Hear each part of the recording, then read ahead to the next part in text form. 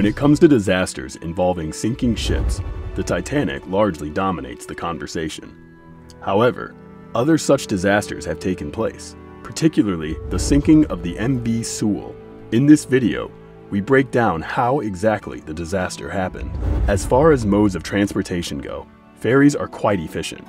They aren't too expensive for consumers, and they are quite reliable in getting people and cargo where they need to go. As efficient as ferries are, though, they aren't above a need for constant maintenance. However, there are limits to how far maintenance can go. Before its purchase by the Shanghai Marine Company, the ship that would come to be named the MV Sewol was on its last legs. It was an 18-year-old ferry in rapid states of decline. However, rather than spend their money on commissioning a new ship or even buying one in better condition, the Shanghai Marine Company decided to buy and renovate this old ship. The purchase happened in October 2012, and by March 2013, the ship, which had been renamed the MV Sewol, was ready for operations. The aim of these modifications wasn't just to make an old ship as good as it used to be. Rather, they were much more ambitious in scale, hoping to make the ship larger in order to carry more passengers and more cargo. As if this vision wasn't problematic enough, the redesigns were carried out using illegal schematics. By the time they were done, the ship had its gross tonnage increased from 6,586 tons to 6,825 tons, with the passenger capacity also going from 840 people to 956 people, including the crew. Before the ship was cleared for operations, it also had to undergo a number of inspections. Although the minimum specifications were made stricter during this time, a lack of effective communication meant that the MV Sewol was cleared even while not up to standard.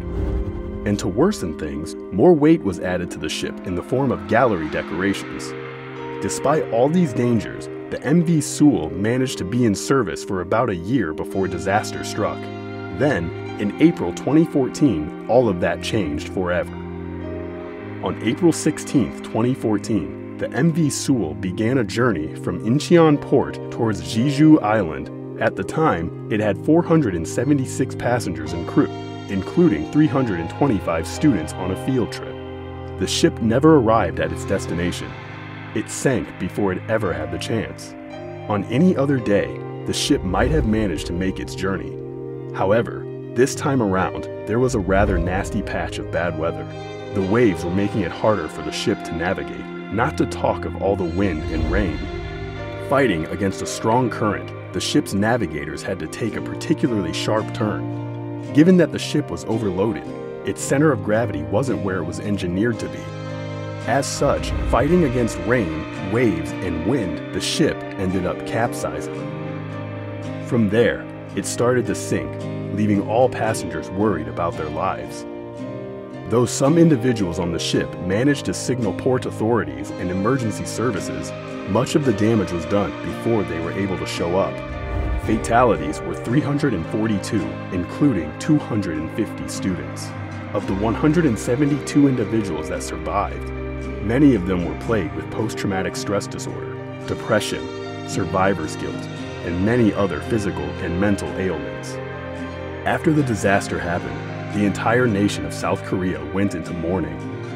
It was one of the worst disasters in the country's history, and it served as a rude wake-up call for many people in positions of power. Naturally, investigations began to determine how things had come to be this way. What they revealed was that there was a culture of negligence, corruption, and blind obedience that had led to this path. Following legal proceedings, the captain and 14 crew members were found guilty of homicide, negligence, and abandoning their posts. The government also made several policy changes to ensure that regulations were tighter and that wrongdoers were more strictly punished. In spite of this, though, South Korea has yet to weed out this culture of negligence and corruption in this industry in its totality. Many regulators still sell themselves to greedy companies looking to make quick cash so as to help those parties keep up with their shady business practices. In spite of all the progress that has been made since the MV Sewol, this is appalling. If it keeps up, another ferry disaster will be the eventual result. Coming to the end of this video, we hope you've learned a lot about the South Korean ferry disaster and how it happened. Hopefully, a catastrophe of this sort will never occur again. If you want to learn more, then check out other videos on this channel. Our content is interesting and engaging, and you wouldn't want to miss out.